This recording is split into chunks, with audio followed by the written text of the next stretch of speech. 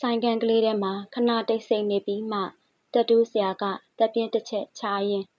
မင်းကဘာရုပ်ထိုးကျင်တာလဲဇာမနီရုပ်ဘလို့ဇာမနီငှက်ရုပ်ဇာမနီတဲ့လားဇာမနီငှက်ဆိုတာရဲရင်ချင်းဂုံတိတ်ခါမြင့်မားခြင်းရဲ့အမှတ်သားသူမကဇာမနီငှက်ရုပ်ကိုမှထိုးကျင်တဲ့လား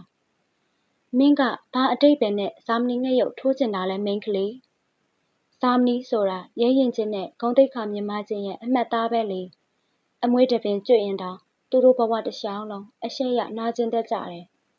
ရန်သူကိုအမွေးတပင်တောင်အကျစ်မခံပဲရဲရဲဝံ့ဝံ့တိုက်ပွဲဝင်တတ်ကြတယ်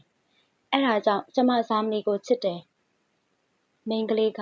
သူ့သိတာနဲ့ထပ်တူထက်မြတည်ထားတာမို့15နှစ်သမီးဤဘဟုတုတကိုလည်းသူအံ့ဩသွားမိပါသည်ဇာမနီရုပ်ကထိုးရတာလက်ဝင်တယ်3နာရီ4နာရီလောက်တောင်ကြာနိုင်တယ်အခုက8နာရီဆိုတော့10နာရီ17နာရီမှပြီးမှာမင်းအပြန်ညစ်နက်သွားမယ်။နေ့ဖြန်မှလာထိုးပါလား။ကျမအခုပဲထိုးကျင်တယ်။သူမကပျော့ပျော့ဆိုဆိုသူမဝတ်ထားသည့်ဖလန်နယ်ကွယ်ရှယ်အင်ကြီးအောက်ဘောင်းမီအိတ်ထဲကိုလက်ဖြင့်နှိုင်းလိုက်သည်။ပြန်ထုတ်လိုက်တော့လက်ထဲမှာတော့ပတ်စံ1000တန်တအုပ်ပါလာသည်။သူမကထိုပတ်စံ3သိန်းကိုစပွဲပေါ်လှမ်းတင်လိုက်ရင်အဲ့ဒီပတ်စံယူလိုက်ပြီးအခုပဲထိုးပေးပါ။ဟုဆုံးဖြတ်ချက်ခိုင်မာသောအတန်ဖြင့်ပြောလိုက်သည်။တက်တူးဆရာကပတ်စံတုပ်ကိုတစ်ချက်ကြည့်လိုက်ရင်ပတ်စံက3သိန်းတောင်ဆိုတော့မက်လောက်စရာပဲဦးလေးလဲပတ်စံမက်ပါတယ်ဒါပေမဲ့မင်းကိုဦးလေးတက်တူးထိုးပေးမှာကဒီပတ်စံကြောက်ကြီးတက်တော့မဟုတ်ဘူးမင်းခံစားနေရတဲ့ခံစားချက်ကဘာကြောင့်ဆိုတာမသိရပေမဲ့ဦးလေးစိတ်ကိုမင်းရဲ့ခံစားချက်အငွေ့သက်တွေရိုက်ခတ်လာလို့ပဲကဲစလိုက်တာပေါ့မင်းကဘယ်မှာထိုးကျင်တာလဲခြေစလုံးခြေစလုံးဆိုလဲတစ်မျိုးတော့ကောင်းတာပါပဲဒီအချိန်ကြီးမှာမိန်းကလေးတယောက်ရဲ့ကြောဘက်ယဉ်ညံ့လို့အတွင်းသားတွေကိုထိုးမပေးချင်ပါမိန်းကလေးကိုယ်တိုင်ကလည်းသူ့လိုပဲရှိပါလိမ့်မည်ကဲစလိုက်ကြတာပေါ့သားရီမိအိမ်လာကင်ပေးထားပါကွယ်စောစောကလေးကချောင်းကြည့်နေတော့သားကလှခနဲ့ရောက်လာကမိအိမ်ကိုမြောက်ကင်ထားလိုက်သည်သားကမိရဲ့အလင်းရောင်ရဲ့နောက်ဖက်မှာမို့သားမျက်နှာကိုသေချာမမြင်ရပေမဲ့သားလည်းဒီညကြုံရတဲ့ဒီအဖြစ်အပျက်ကိုအံ့ဩစိတ်ဝင်စားနေမှသေချာသည်တက်တူးဆရာကတက်တူးထိုးမိဆေးခွက်တွေနဲ့ဆက်ကိုအစင်သစ်ဖြစ်အောင်ပြင်ဆင်လိုက်သည်မိန်းကလေးကပေါင်းမိရှိရှိပွားရဲ့အောက်နားစားကိုဒူးနာအထိဆွဲခေါက်တင်ထားလိုက်သည်အဲ့ဒီနောက်မှာတော့ဆိုင်ခန်းကျဉ်းလေးထဲမှာဆက်ထိုးတန်တက်မှအပတိတ်ဆိတ်ငြိမ်သက်သွားခဲ့လေသည်ခြေသလုံးရဲ့အပြင်သားပေါ်မှာစက်ထိပ်ဖျားကအငယ်ကလေးကသာလှုပ်ရှားတက်ဝင်လျက်ရှိသည်ထူးဆန်းသည်မှာမိန်းကလေးထံမှဘာတန်မှထွက်မလာသလိုဘာလှုပ်ရှားတုတ်ပြန်မှုမှမရှိခြင်းပင်တော်ယုံယောက်ျားရင့်မာတွေတောင်ဒီလိုထုံစည်းမပါပဲထိုးပြီးဆိုနာကျင်စုပ်သက်တက်ကြသေးသည်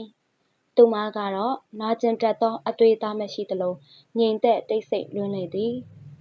သို့တော့သူမအနှဲငယ်တုံရင်နေတာကိုသူခံစားမိသည်သူနားလိုက်ထိုးလိုက်လုံနေသလိုသားကလည်းမိအိမ်ကလေးကိုခုံပေါ်ချထားလိုက်ပြန်မြောက်ကင်လိုက်လုံနေရသည်စောင်းညကအေးလွန်းတော်လဲတက်တူးဆရာဤခန္ဓာကိုယ်ကနှွေးထွေးချွေးဆို့လာသည်သူခဏရက်နာပြီးမျက်လွှာပြစ်ကြည့်လိုက်တိုင်းနှကန်းအစုံကိုတင်းတင်းစိတ်ကငြိမ်သက်ငေးရည်နေသောသူမဤဗဟိဆန်သောနှဆိုင်သော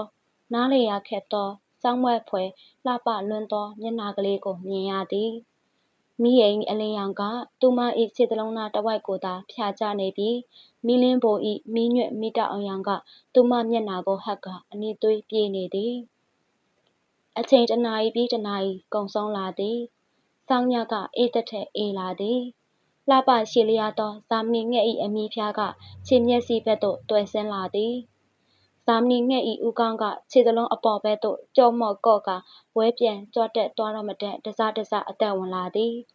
အမွေးအတောင်မှာအနီရောင်အစိမ်းရောင်တွေဖြည့်လိုက်တော့သူ့လက်ရာဇာမနီကကြွရလှပပြည့်စုံတောက်ပလာခဲ့ရပါသည်သူပြောရဲပါသည်ဒီအယုတ်ဟာသူတတူးထိုးတဲ့တက်တန်းတစ်လျှောက်လုံးမှာအလှပဆုံးအပြည့်စုံဆုံးအသက်ဝင်ဆုံးခံစားမှုအပါဆုံးအယုတ်ဖြစ်ပါသည်အဲ့ဒီအချိန်က2004ခုနှစ်ရဲ့ဒီဇင်ဘာ30ရက်နေ့ညနှင်းမြူတွေထူထပ်စွာကြားရောက်ပြီးအေးအေးလွန်ခဲ့သည့်ည အယုတ်ထိုးပြေးသွားသည်နှင့်မတ်တက်ထားရကသူတို့သားဖားကိုနှုတ်ဆက်စကားမဆိုးပဲဆိုင်မထွက်ခါနှင်းတူထဲသို့တရွေ့ရွေ့တိုးဝင်လျှောက်သွားသောသူမ၏ကြောပြင်ကိုသားဖနှစ်ယောက်လုံးငေးကြည့်နေမိပြီးမှတယောက်မျက်နှာတယောက်ကြည့်ကတက်ပြင်းချရသောညဒီအယုတ်နှင့်ဒီအယုတ်ရှင်ကိုသူတသက်မေ့နိုင်တော့မှာမဟုတ်ပါ